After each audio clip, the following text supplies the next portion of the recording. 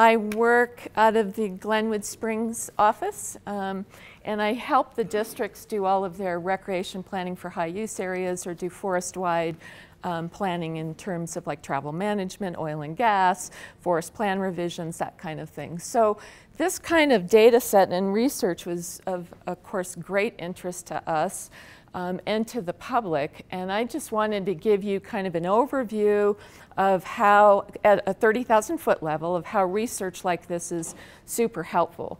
We finished our travel management plan in 2011, and it tiered to our forest plan, which was done in 2002. So the forest plan really sets the stage for future planning, and when you do your travel planning, it has to meet up or match your objectives, your management prescriptions across the landscape. So it's really important to know all. This may seem like, wow, there's a lot of detail, and how do you use all that, and how do you get all the other details in with that as well. So I'm just going to really talk about how the recreation study fits with winter travel planning. If you can go to the next slide. So I'm going to start at the, like I said, the 30,000 foot level.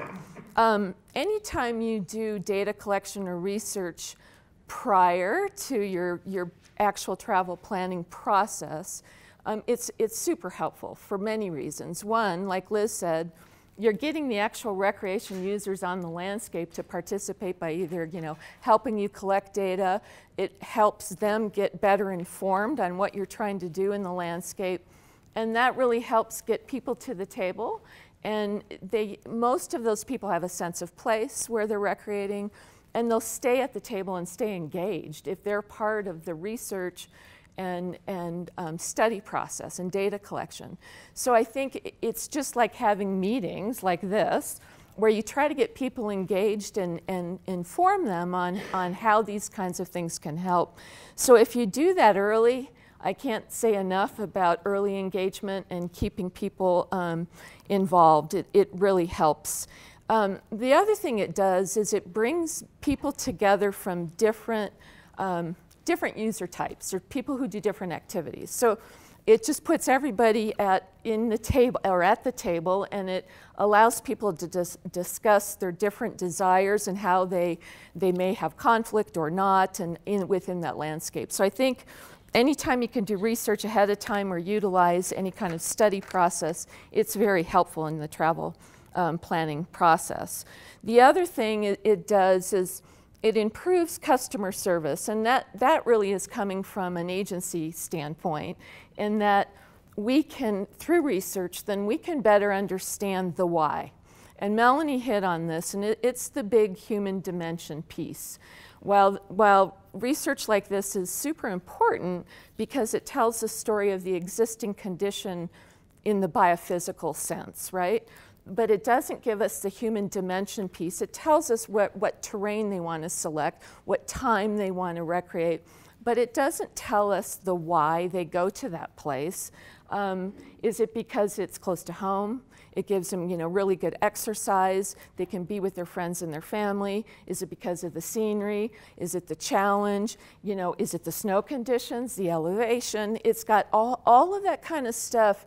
Really helps managers understand the setting and why people go and recreate where they go, and what desires do they have. Because a lot of times, just because you're motorized or non-motorized, a lot of people have similar reasons on why they want to go to that landscape. And so it's very important to understand that, so you can better manage, you can do separation of uses if you need to, and provide visitors what they're seeking.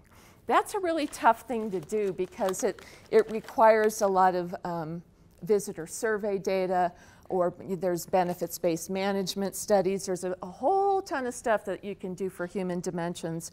But I think getting people together to talk early is the first step. And it's just super important to really better understand the why. It establishes existing use, like we just said. We'll say that over and over. Research like this really gives managers a good understanding of the current condition. And it helps us understand, like I said earlier, what uses, what Liz, depicted here, with all those variables, why people do what they do, where they do it, and you can map it out like she did across the whole western part of the state. Pretty cool stuff. I mean, that's pretty amazing that you can do that. Now, when it comes down to ground truthing that, who do we need? We need you as the visitor and the stakeholder. We need you guys to be engaged and to really tell us the other part of the story. But it's really helpful to display, and show people the data that we have, and the more data, of course, you have, sometimes it can make people more confused, but the more information you have going into a travel planning process, the better. I mean, it's really super helpful to make the right decisions. The terrain selection thing is really interesting, not only from a standpoint of management and different uses, but also as it relates to avalanche, danger and avalanche ratings. And so it's interesting to see what, what the aspect, the slope, what people, where they're going. And like the Silverton or the San Juan example was a great example of that, and showing where people were skinning up and coming down and what kind of terrain people use. Because like Liz says, we can manage landscapes, designate areas open to this, closed to that, but not all the terrain is typically utilized, right? I mean, we know that by just common sense tells us that, but it's good to be able to depict that in a planning process, because what that gets back to a lot of times is, and I'm going to go into this next, is if we can go to the next slide, is how the Forest Service used to do travel management, and it's the current condition before the Forest Service had to do the travel rule. So the travel rule basically told all forests, you have to do motorized vehicle use maps, you need to do your travel management for all motorized use, you need to do winter travel, and you also have to do a whole study on the minimal road system or sustaining a whole road system. So the winter travel piece, a lot of people haven't done yet. And our old winter travel, prior to our 2011, our travel management used to be based on purely winter wildlife exclusion areas, congressional closed areas, and then everything else was open. Because we didn't have conflicts. I mean, it was, and with the technology, most snowmobiles stayed on roads, on trails that were groomed. They didn't have the hot shot, bikes that they have today that are converted, or the really high-powered snow machines. So it wasn't that big of a deal. We had a lot of people. It kind of, just happened out there in the landscape. But that also says that within 20 years, with the population growing, the technology changing, everything has changed a lot since what we used to do in travel management. So when you come from a place where everything was open, people people want to attach themselves to acres or miles of their existing opportunity. What research like this does is it helps to display that while all of those acres may have been open to use for motorized, non-motorized, whatever, not all of the terrain was available, right? And so when you start getting into these new travel planning processes, what happens is, like I said, it's hard to get people away from attaching themselves to the current condition, and because it's change, right? And it's about a potential taking, if you will, whether it's acres or miles or what have you. So it's really important to understand how travel management has changed and how it used to occur. But that's really where we came from. It was just basically everything was open. I think that, I'm trying to think if I've missed anything. Yeah, I think that was pretty much it. I'm back to the partner engagement. These are lessons learned. What I'm talking about here are things that we as the White River learned in our travel planning.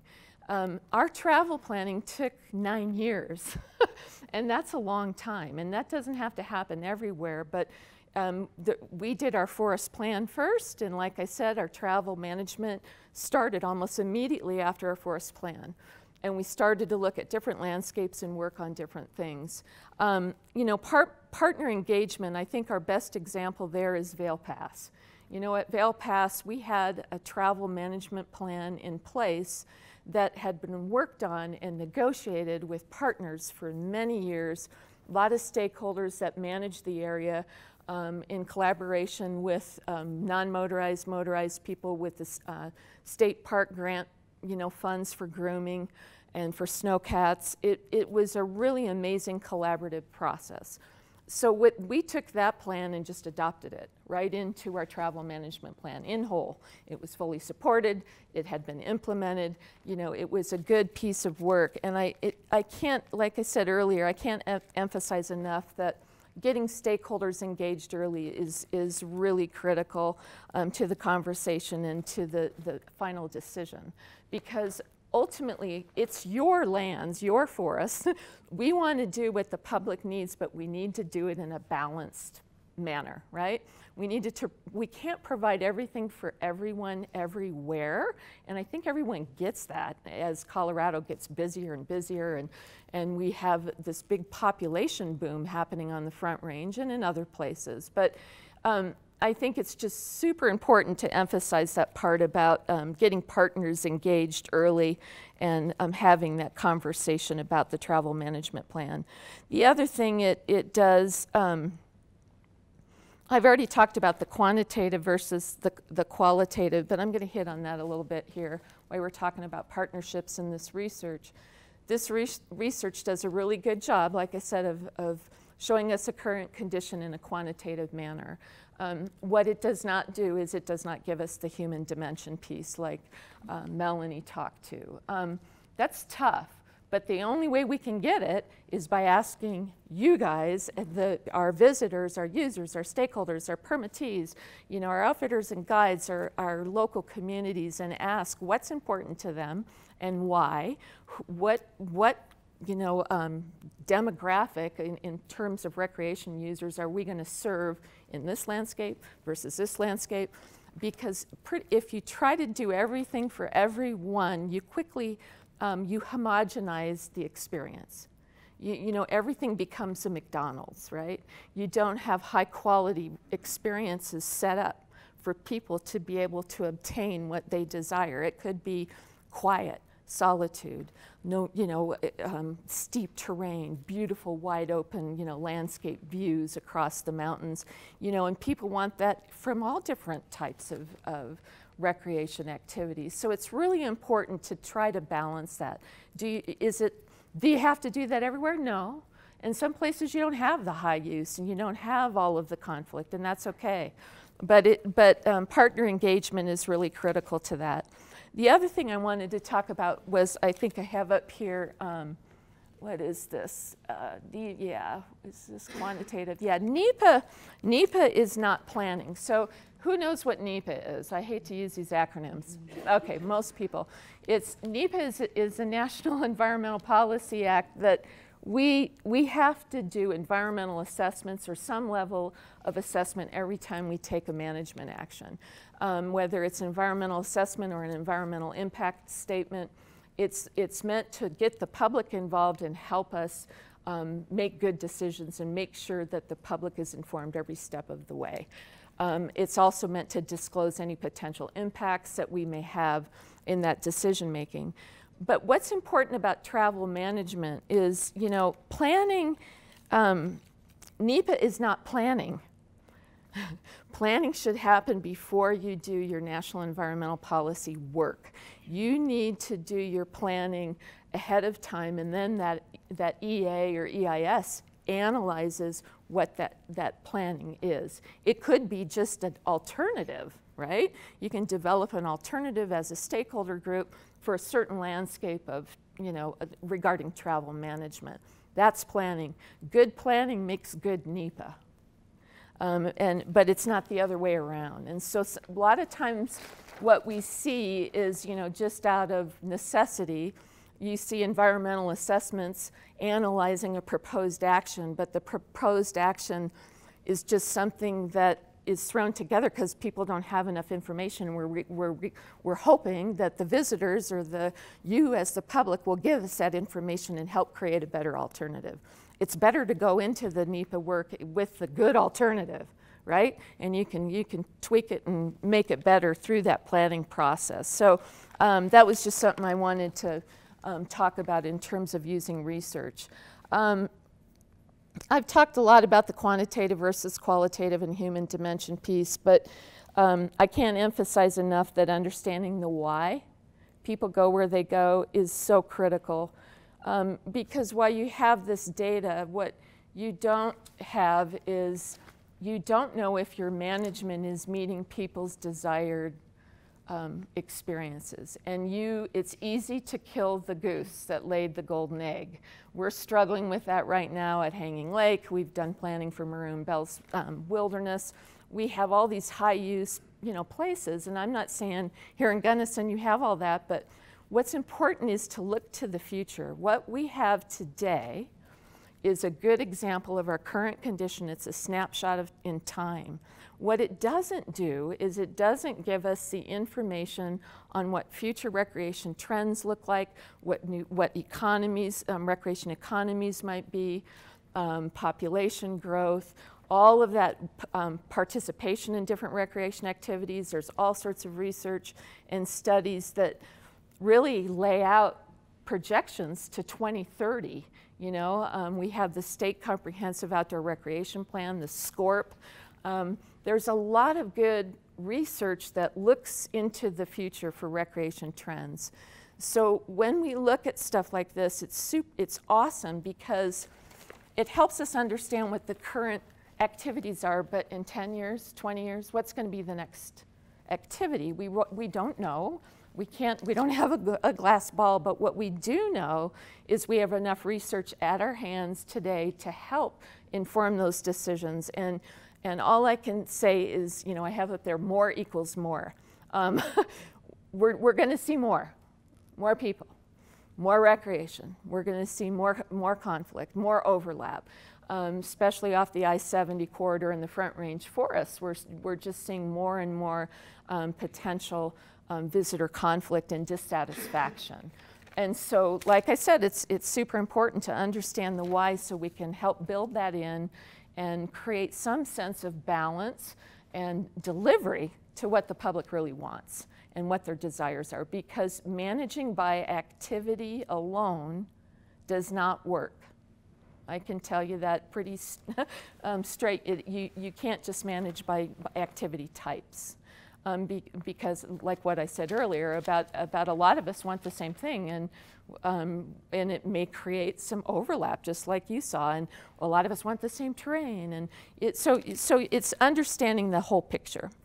So I think the current and future demand discussion, it's like I said, it's pretty critical to planning and how you move forward. So I just encourage, all of user groups and visitors to really get engaged. There's no other message I really have other than that's super important. I think, that's my biggest message here today. The more equals more thing, I need to go back to that, and I think that really what I'm trying to say is the more uses and different type of uses you put into an area, and it's pretty common sense, the more intensive the management's going to be, and the more costly the management's going to be. Now, Vail Pass, it's a fee area. They're trying to generate enough fee to sustain that recreation area, but it barely covers the plowing of the parking lot and the grooming. So like I said, more equals more. And more people you put into an area, the more it will drive separation of uses and potential conflict. And so, that's pretty common sense stuff, but just like the links, we all kind of wanted the same terrain. And so this is displaying that, whereas our old forest, travel management process before was, well, everything's open. We didn't really know what landscapes people were really using or what terrain they were using. So this really helps dial it in. I think that's an important thing. The other thing I wanted to talk about was visitor conflict. like I've said, the current condition is going to change. We all know that the only thing for certain is that nothing is for certain, and everything, is going to change. We do know that the landscape hopefully won't change too much, right? The climate conditions may change. What's that going to drive in terms of activity or where places people seek to do the recreation, places they go? I mean, it's going to drive a lot of change. So I think that we just have to keep in mind that can create visitor conflict. And when people are dissatisfied and they leave, with, I don't know, with an unpleasant experience, a lot of times that creates even more conflict, because when people aren't happy, they make sure that other people all around them aren't happy, and it can really grow and just cause more and more management requirements. I think, the supply and demand thing, I'm going to talk just real quickly about two. Supply and demand is really, our supply is we know what our supply is. We have an infinite landscape out there. Our forests, the landscape is the landscape. We're not growing new land, right? What we don't know is what the demand, we know what the current demand is, but we don't know what the future demand will be. And so, like I said earlier about using research that really focuses on future trends and statistical information regarding, population growth and economies, all of that's really important, because desire doesn't equal demand. When you do planning, that's a hard thing to communicate with people. Supply and demand literally can be a quantitative exercise, but it also needs to bring in that human dimension piece. So it's a difficult balance, and but it's an important one. And so when you look at a forest in whole, and you're looking at supply versus demand, you need to look outside of that forest landscape. You need to look at adjacent forests, adjacent BLM, adjacent ski areas. What are they supplying? And it gets back to what I said earlier about not homogenizing everybody's experience and trying to be everything to everybody everywhere. So it's a critical exercise, but sometimes it's a hard one. And we were lucky on the White River. Like I said, it took 9 years actually to finish our travel plan. But in the end, we had a lot of good engagement with a lot of good partners, and we were able to pretty much do a fair job in distributing equitably uses across the landscape the best we could, and while considering local economies. We did an additional exercise on our forest. We did some niche mapping, and what that did is it basically mapped areas that were adjacent to ski areas or along river corridors or backcountry recreation, and so it helped our districts focus on what we were trying to provide in certain landscapes. So, and how that would tie to, like, adjacent to Vail Ski Area, or in the Roaring Fork Valley. And as you move out, what kind of experiences are you trying to provide, and where they fit and where they don't, with all other sideboards that happen with planning. And so I hope that helps you guys. I mean, it's a process. Travel management is a big process, and anytime you can use data like this or do additional research in the human dimension side, or just do a lot of visitor survey work, it will really help in the end. You'll get a better product, better visitor satisfaction, and because that's what we strive to do. I mean, we hope to balance things the best we can. There'll always be a little conflict here and there, but I can say that mostly on the White River now, our conflict isn't so much in the winter. The only thing that we haven't planned for is fat tire snow bikes. And we're working with IMBA, a local chapter of IMBA in the Roaring Fork Valley right now, on a proposal for fat tire snow biking. And so, yeah, it just never stops. Travel management never stops. It just always changes. So yeah, I think I'm always amending maps. But anyway, I wish you guys luck, and I think it's great that you have this series and you're starting with these learning series like this, because it's a good opportunity. It's really good. Yeah, good stuff. Picture. Yeah.